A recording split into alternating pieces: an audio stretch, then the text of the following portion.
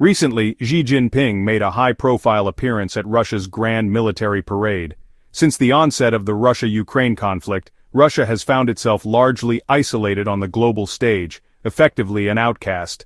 This parade saw scant attendance from nations considered mainstream. Yet, regardless of Russia's current standing, President Xi remains steadfastly loyal, demonstrating a profound and enduring commitment. Amid this atmosphere of Sino-Russian camaraderie, a wave of ardent Russia supporters has emerged within China. Some are so fervent they seem eager to proclaim Russia their father. But is Russia truly a reliable brotherly ally to China? In this video, we will examine the wrongs Russia has inflicted upon China, shedding light on truths the Chinese Communist Party prefers to obscure.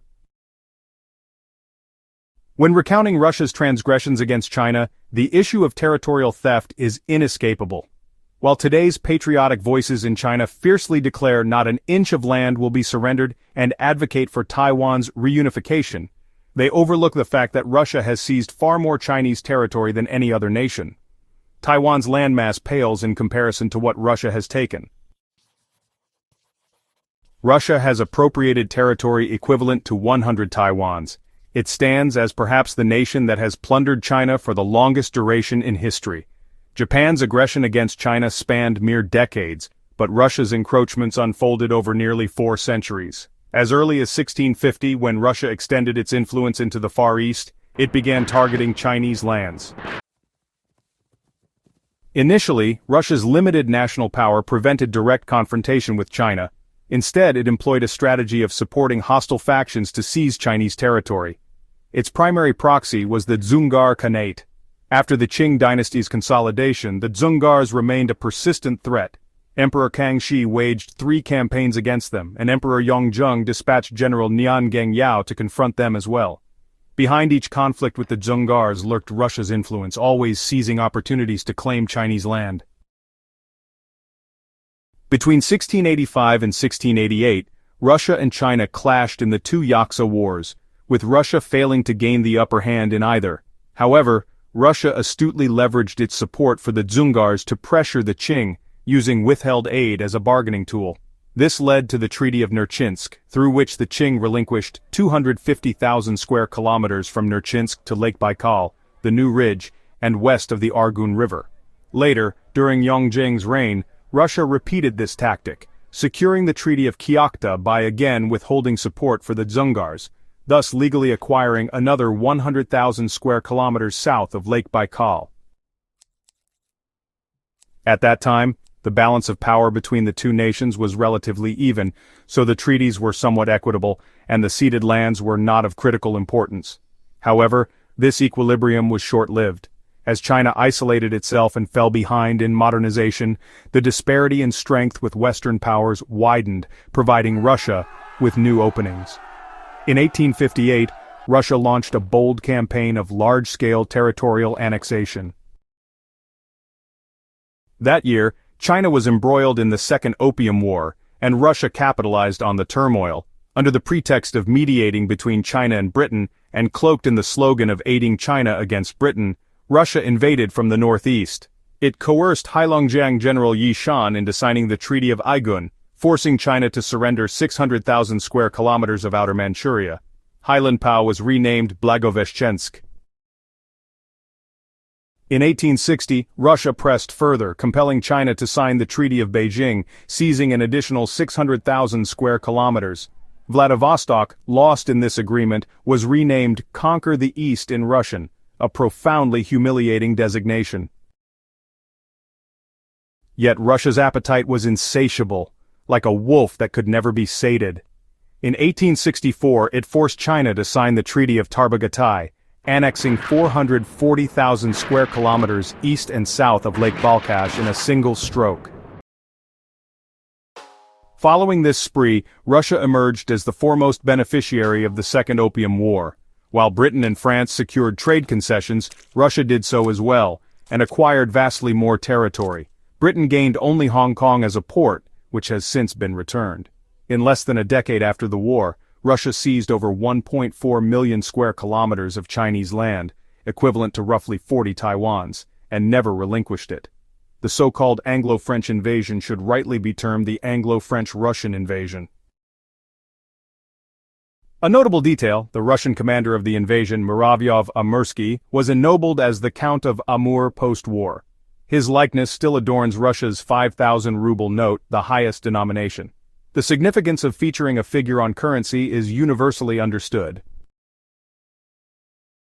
While some in China express outrage over Japan's Yasukuni shrine honoring war criminals and demand severed ties with Japan, they ignore Russia's veneration of an invader as a national hero on its currency. Should not Russia face similar calls for disconnection? Russia's ambitions did not cease there. As China's fortunes declined further, Russia continued its expansion. On July 9, 1900, 135,000 Russian troops, as part of the Eight-Nation Alliance, invaded China under the guise of protecting the East Qing Railway and suppressing the Boxer Rebellion. Russia spearheaded the invasion of northeast China, occupying the three provinces, 1.26 million square kilometers or 33 Taiwans, by October 3. Massacres were inevitable. The notorious Jiangdong 64 villages and Hailanpao massacres occurred during this period, claiming tens of thousands of Chinese lives. The invasion culminated in the Boxer Protocol, with Russia once again the primary victor. Russia not only seized the most territory but also secured the largest share of reparations. The Boxer Protocol mandated 450 million taels of silver, with Russia receiving 133 million, 29% of the total, the highest among all nations. When China reflects on the Eight-Nation Alliance today, the focus often falls on Britain or the United States, with some overlooking Russia's role.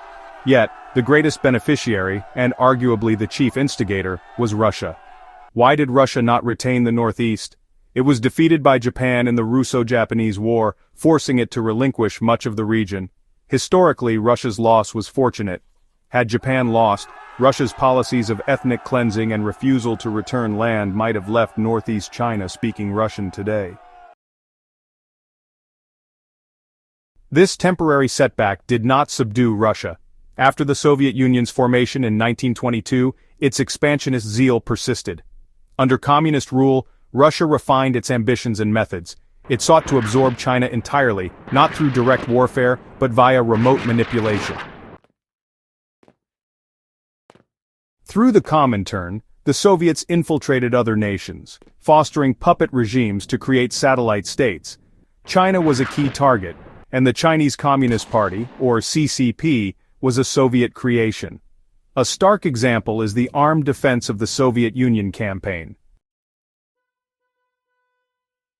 Immediately after its establishment, the Soviet Union coveted China's Northeast Railway, seeking to use it as a pretext for renewed interference. The CCP, as a Soviet protege, dutifully fulfilled its role.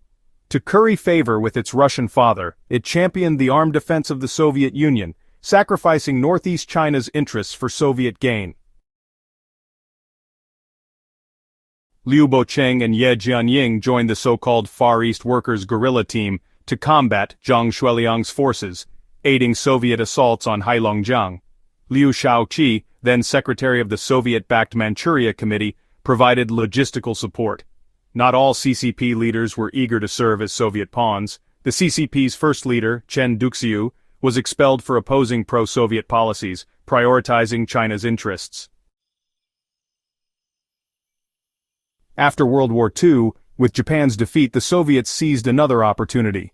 With the CCP now bolstered by Soviet support, they facilitated Outer Mongolia's independence, transforming it into a de facto Soviet satellite. This cost China 1.56 million square kilometers, approximately 50 Taiwans. During Mongolia's independence, ethnic cleansing of Chinese was rampant. In the 1930s, as the Mongolian Communist Party consolidated power under Soviet directives, it initiated a sweeping purge, resulting in approximately 100,000 deaths, many of them ethnic Chinese. This eradicated the Chinese population in Mongolia and eliminated pro-China factions. Even after China's independence, the Soviets remained restless. Initially, they intended to mold the CCP into a puppet state akin to Mongolia or Poland, effectively colonizing China through proxy. However, the CCP harbored its own ambitions and resisted full Soviet control. Relations soon deteriorated, particularly after China developed its atomic bomb, bolstering its resolve. Historically, China's rationale for developing the bomb was to counter U.S. imperialism. But was the U.S. the true target? China lacked the capacity for long-range strikes against America. The bomb was less about the U.S. and more about deterring the Soviets, empowering the CCP to resist Soviet domination. Naturally, the Soviets were displeased with this act of defiance from their erstwhile servant. As the CCP grew stronger, the Soviets escalated their provocations. According to a paper by Peking University's Professor Niu Jun, from October 1964 to March 1969, there were 4,189 border incidents between China and the Soviet Union, making the Soviets the most persistent harassers of the new China. These tensions culminated in the bloody Zhenbao Island conflict, with clashes also occurring in Xinjiang's Tieliaketi region, where 68 Chinese perished and 1 was captured, forcing China to cede portions of Xinjiang. Declassified Soviet documents later revealed that the Soviets even contemplated nuclear strikes against China during this period. This account merely skims the surface of Russia's territorial aggressions against China. Numerous other instances, such as the Treaty of ILI or the Khabarovsk Protocol, which cost China vast expanses of Xinjiang, remain unaddressed. The Qing Empire's territory spanned 13.1 million square kilometers. Today, China's is 9.6 million. The bulk of that lost land was taken by Russia. From the moment Russia ventured into the Far East, its history with China has been one of relentless plunder. When Russia's strength surpassed China's, it seized more. When weaker, it took less. Even today, despite Russia's diminished power relative to China, its propaganda and ideology continue to undermine and encroach upon China. For instance, Russia's influential ideologue and Putin confidant Alexander Dugin has asserted that fragmenting China is essential for Russia's security. If China were weaker than Russia today, the greatest threat would not emanate from the United States or Britain but unequivocally from Russia. Historically, presently, and into the future, Russia will remain China's foremost adversary. Beyond territorial theft, Russia ranks among the most anti-Chinese nations. In the early 20th century, it implemented the Far East Chinese Forced Relocation Plan, targeting Chinese in occupied territories for forced migration, a covert form of ethnic cleansing. At that time, nationalist sentiments were prevalent globally, and many nations enacted exclusionary policies. Yet even today, Russia remains one of the most anti-Chinese countries.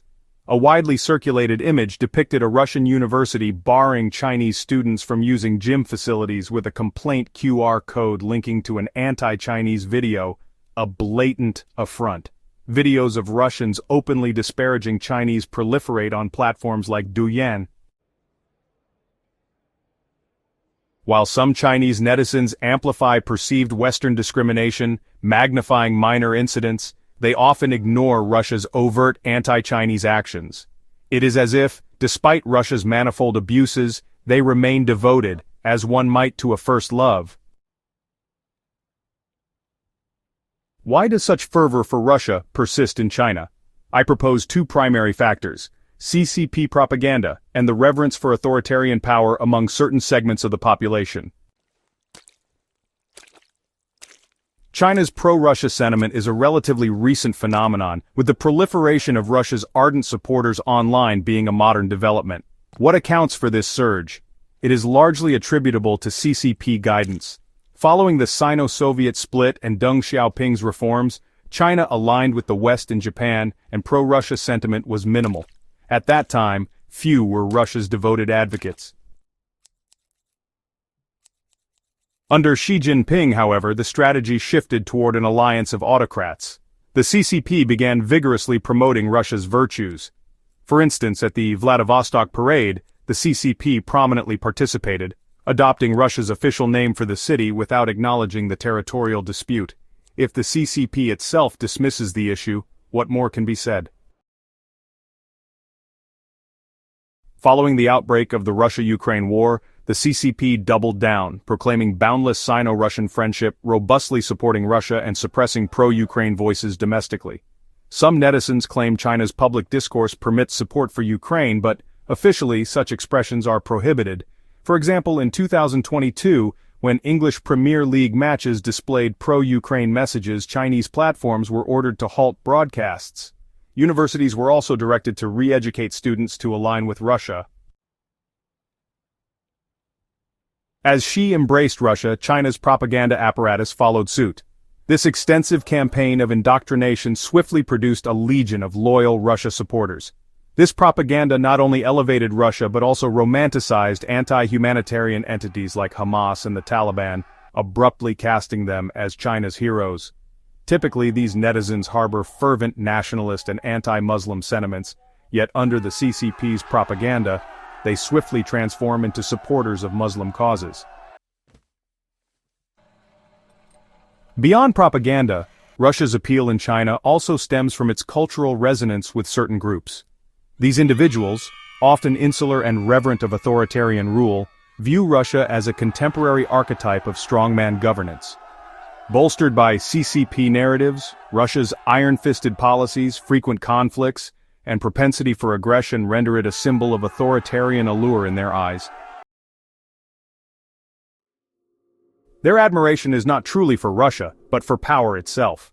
The veneration of strength and autocracy is deeply ingrained, and Russia has become a conduit for this strongman ideal, giving rise to China's legion of Russia enthusiasts. Thanks for watching and joining us on this journey to unveil China's many layers. If you found this video insightful, please give it a thumbs up, share it with others, and hit that subscribe button to stay updated. See you in the next video.